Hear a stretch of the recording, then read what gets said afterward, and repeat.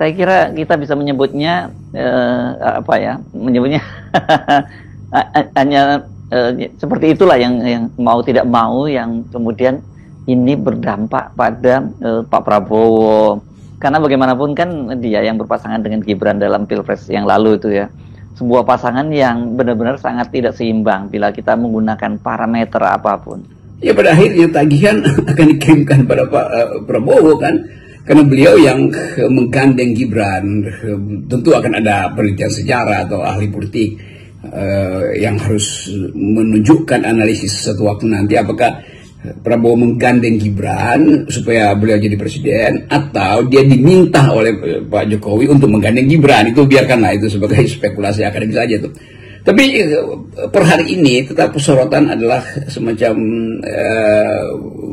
sebut aja tekanan pada Pak Prabowo bahwa kok begini kualitas wakil presiden, kok begini kualitas beberapa menteri.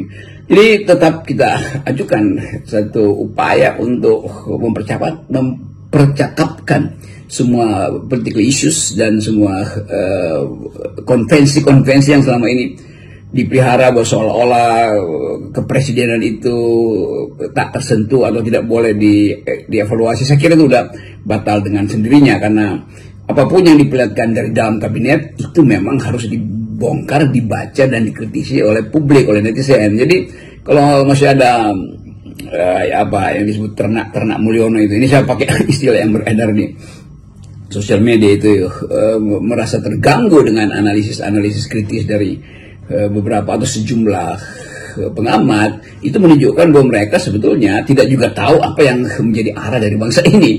Kan itu intinya tuh. Jadi yang masih menganggap bahwa ya kan Jokowi udah bikin ini, Jokowi udah bikin itu. Iya, tetap itu kan suara atau bahkan suara dari mesin yang berisik hanya karena tidak paham apa yang terjadi di dalam kultur politik, apa yang seharusnya diucapkan oleh para pemimpin berbasis pada perbandingan dengan pemimpin sebelumnya tuh, kemampuan Pak Karno, kemampuan Muhammad Hatta sebagai presiden, wakil presiden, lalu kemampuan Pak Harto dan Pak Sultan Hamengkubuwono IX, presiden, wakil presiden, lalu datang pada Pak Harto dengan Habibie, dengan Pak Tri Sutrisno, Ibu Mega dengan Gus Dur dengan Ibu Mega, lalu berlanjut ke Pak SBY.